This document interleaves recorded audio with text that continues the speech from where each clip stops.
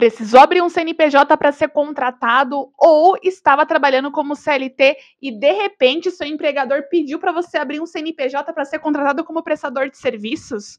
Cuidado, isso pode ser uma fraude. Meu nome é Karina, eu sou advogada, eu sou especialista em Direito do Trabalho e em Processo do Trabalho e este é o canal que fala a língua que o trabalhador entende. O tema do vídeo de hoje é pejotização, que basicamente é uma fraude à legislação trabalhista que consiste na contratação de pessoas como prestadores de serviços, quando na prática essas pessoas vão trabalhar exatamente igual a um empregado CLT. Mas para que você consiga entender bem o que é isso e como foi que surgiu essa fraude tem sido cada vez mais comum no mercado de trabalho, eu preciso que você acompanhe o vídeo até o final. E claro, se no final do vídeo eu tiver conseguido te ajudar esclarecendo suas dúvidas, por favor, não esquece de deixar o seu like, porque isso me ajuda muito e me incentiva a trazer mais vídeos dessa natureza aqui para o YouTube. Com o intuito de reduzir custos com contratação de empregados CLT, atualmente tem sido muito comum que algumas empresas optem pela contratação de prestadores de serviços, principalmente quando estamos falando de profissionais liberais, como jornalistas, engenheiros, dentistas, biomédicos, publicitários, entre vários outros. A princípio, isso não tem nenhum problema e é perfeitamente legal, mesmo que seja para a realização da atividade fim da empresa. Por exemplo, uma construtora que contrata um engenheiro, uma clínica odontológica que contrata uma cirurgiã dentista, uma agência de publicidade que contrata um publicitário. Mas para que essa contratação realmente seja lícita, é essencial que esse profissional liberal tenha autonomia para escolher a forma como vai desempenhar o seu trabalho, não tenha uma jornada pré-estabelecida, não tenha um chefe controlando o seu trabalho e, se precisar faltar, tenha a liberdade de enviar uma outra pessoa para trabalhar no seu lugar. Ou seja, é essencial que esse profissional realmente seja um prestador de serviços autônomo. Agora, se esse profissional contratado como prestador de serviços é obrigado a cumprir uma carga horária pré-estabelecida pela empresa, possui um chefe, um coordenador, um supervisor, um gerente que controla e dirige o seu trabalho, recebe um salário fixo, seja ele estabelecido por dia, por semana, por quinzena, por mês, precisa bater metas estabelecidas pela empresa. Quando precisa faltar, tem que justificar a sua falta e não possui a liberdade de enviar uma outra pessoa para trabalhar no seu lugar. Ou seja, quando na prática esse profissional PJ trabalha em condições idênticas ao empregado CLT, isso significa que o que está acontecendo, na verdade, é uma fraude à legislação trabalhista. O mais absurdo é que isso tem acontecido até com trabalhadores que não são profissionais liberais. São trabalhadores comuns, muitas vezes até sem formação acadêmica, com baixo grau de instrução, que são induzidos a constituir um CNPJ, na maioria dos casos uma MEI ou uma ME, para serem contratados na teoria como prestadores de serviços, mas que na prática vão trabalhar exatamente igual a um CLT. E o que, na minha opinião, é ainda mais bizarro são os casos de trabalhadores que são contratados como CLT e, de repente, de uma hora para outra, a empresa tem a brilhante ideia de orientar o trabalhador a constituir um CNPJ para que ela possa dar baixa na carteira de trabalho dele para contratá-lo como prestador de serviços, mesmo sabendo que ele vai permanecer trabalhando exatamente da mesma forma como ele trabalhava quando era contratado como CLT. Nada vai mudar. Muitas vezes o trabalhador, seja o profissional liberal com alto grau de instrução ou o trabalhador comum com baixo grau de instrução, acabam aceitando essa forma de contratação porque são convencidos pelos empregadores que isso também será benéfico para eles. Normalmente com a promessa de que vão receber um salário mais alto, ou porque simplesmente estão precisando muito do trabalho para colocar comida na mesa e pagar suas contas. É bem aquilo, ou aceita ou cai fora. Agora eu vou explicar quais são os elementos que caracterizam uma relação de emprego para que você consiga entender de onde que surgiu essa fraude. Para a legislação trabalhista, para que seja caracterizada uma relação de emprego e, portanto, a carteira de trabalho seja assinada, é indispensável que exista nessa relação 5 elementos. Se qualquer um dos 5 elementos que eu vou explicar agora não estiver presente, não existe relação de emprego e a empresa não precisa registrar esse funcionário como CLT, de forma que realmente ela pode contratá-lo como um prestador de serviços. O primeiro elemento é a pessoalidade, ou seja, a empresa contratou especificamente aquela pessoa, seja pelo conhecimento técnico que ela tem, pela sua personalidade, pelo seu carisma, enfim, pelas características individuais daquela pessoa. Isso significa que essa pessoa contratada não pode, num belo dia, enviar uma outra pessoa para trabalhar no seu lugar. Seja um funcionário, um parente, um amigo, um irmão. Simplesmente não existe essa possibilidade de ser substituída. O segundo elemento é a onerosidade, ou seja, ela não foi contratada para realizar um trabalho voluntário.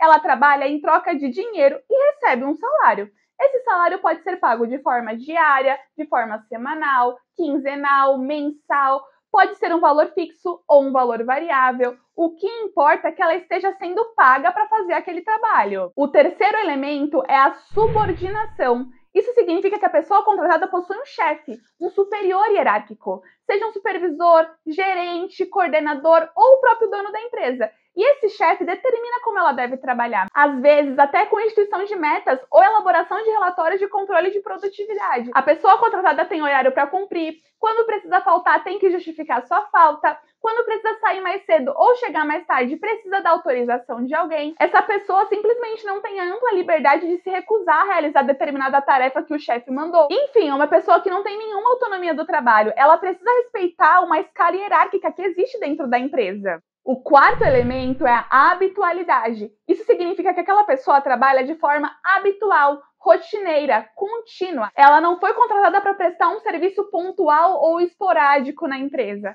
Ela possui dias pré-estabelecidos para trabalhar, seja de segunda a sexta, de segunda a sábado, de segunda a quarta e sexta, de terça e quinta, de terça, quinta e sábado. E por fim, mas não menos importante, o quinto elemento é o pessoa física. Isso significa que esse serviço não pode ser prestado por uma pessoa jurídica.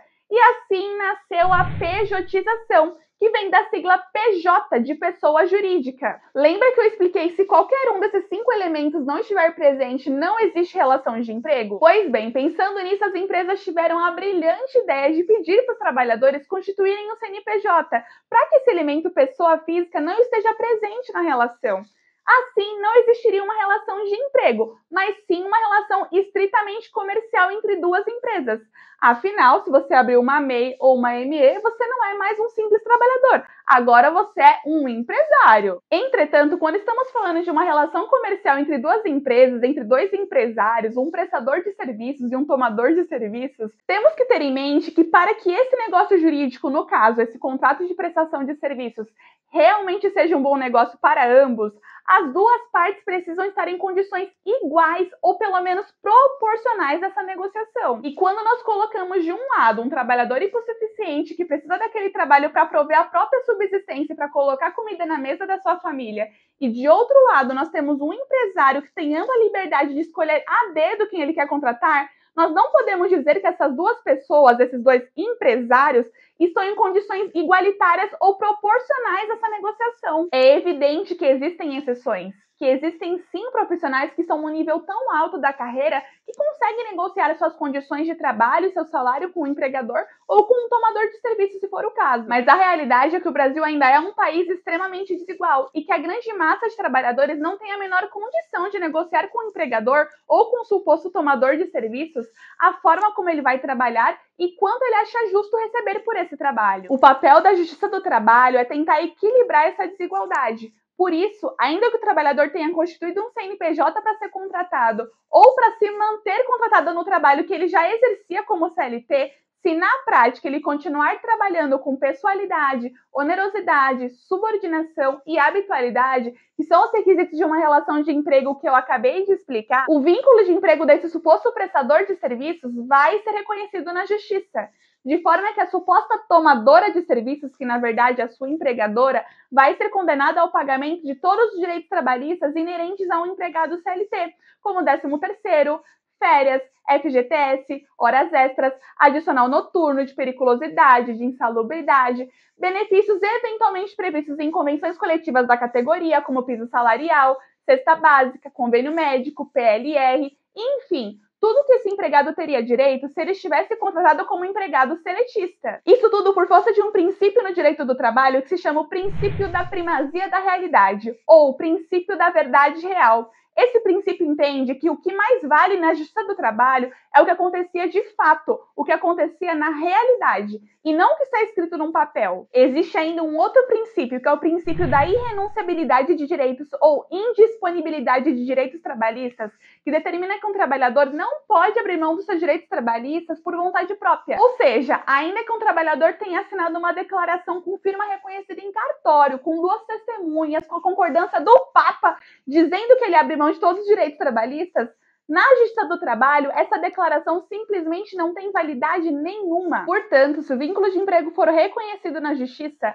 aquele contrato de prestação de serviços que a empresa teve todo o trabalho de fazer para tentar se resguardar, inclusive com uma cláusula em letras garrafais dizendo que o trabalho desempenhado pelo prestador de serviços não configura uma relação de emprego, simplesmente vai ser considerado nulo. É como se o juiz pegasse esse contrato e rasgasse. Isso porque o artigo 9º da CLT dispõe que os atos praticados com o objetivo de desvirtuar, impedir ou fraudar a aplicação dos preceitos contidos na CLT são nulos de pleno direito. E para provar a existência do vínculo de emprego, o empregado pode utilizar provas documentais como e-mails, prints de conversas de WhatsApp, planilhas de metas, caderno de ponto, gravações de áudio ou vídeo de conversas ou reuniões que ele tenha participado, extratos bancários para comprovar o pagamento dos salários e as provas testemunhais, que são as pessoas que trabalharam com ele no mesmo período que possam relatar como era a forma de trabalho. Assim como eu falei no começo do vídeo, não existe nenhum problema em ser um trabalhador PJ quando você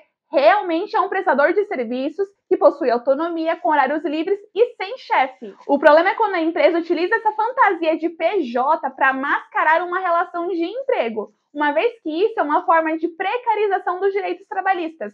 Porque como prestador de serviços, o trabalhador não tem direito ao recebimento de 13º, férias, FGTS, horas extras, piso salarial da categoria, adicional de insalubridade, periculosidade, noturno e o principal, ao aviso prévio e ao seguro-desemprego no momento que for mandado embora de forma repentina.